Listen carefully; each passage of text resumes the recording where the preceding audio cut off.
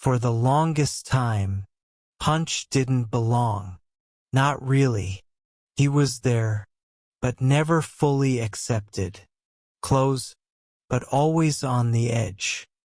No one said it out loud, but you could feel it.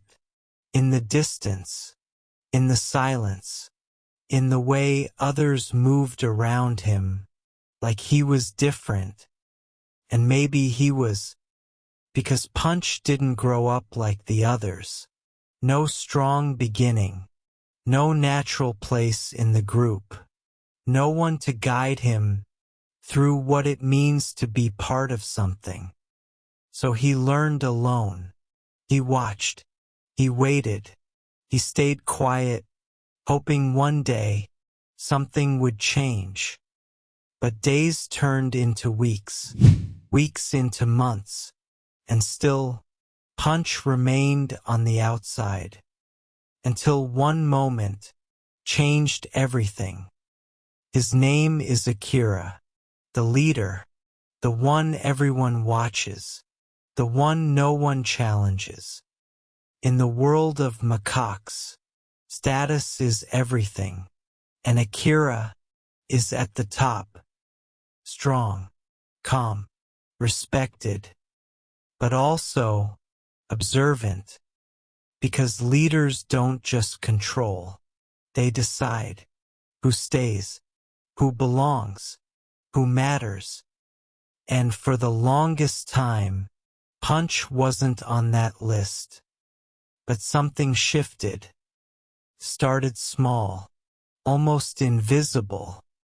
Akira looked at him, not like before, not as someone distant, but as someone worth noticing. Punch felt it. You could see it in his body, the hesitation, the confusion, because this had never happened before.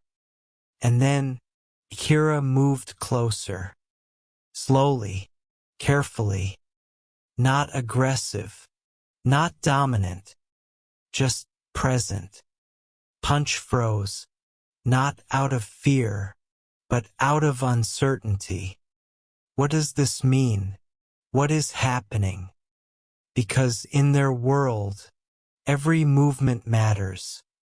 And then it happened. Akira reached out, not to push, not to test, but to groom.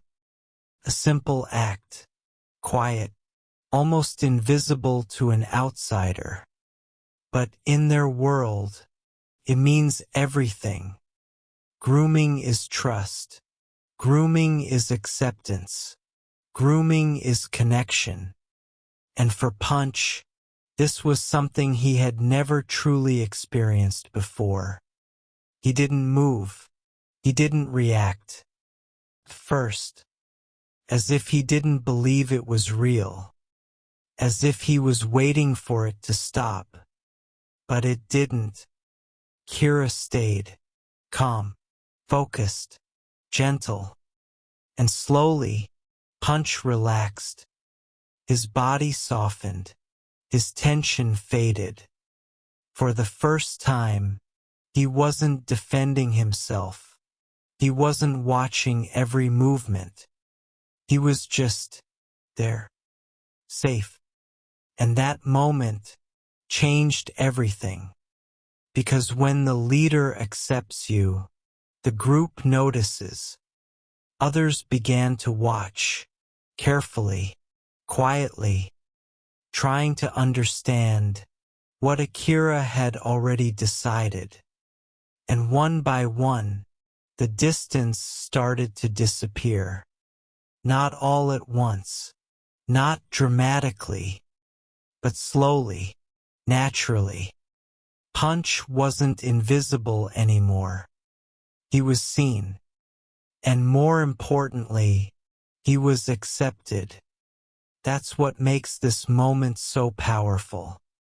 Not the action itself, but what it represents. A shift, a decision, a new beginning. Punch didn't fight for dominance. He didn't force his way in. He waited. He endured. He stayed.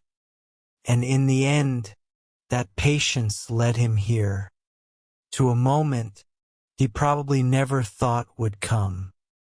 Being chosen, being accepted by the one who decides everything. And Akira? He didn't need to do this, but he did. Because sometimes true leadership isn't about power. It's about recognizing when someone deserves a place and giving it to them. Punch is different now. You can see it in the way he moves, the way he looks around. There's less fear, less hesitation, more confidence, more life, because belonging changes everything. And maybe this is just the beginning, because once you're accepted, the story doesn't end. It finally begins.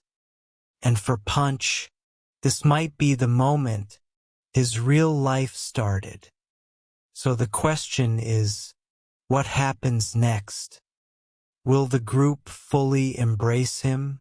Will his place become permanent? Or is this just one step in a much bigger journey? One thing is certain, Punch is no longer alone.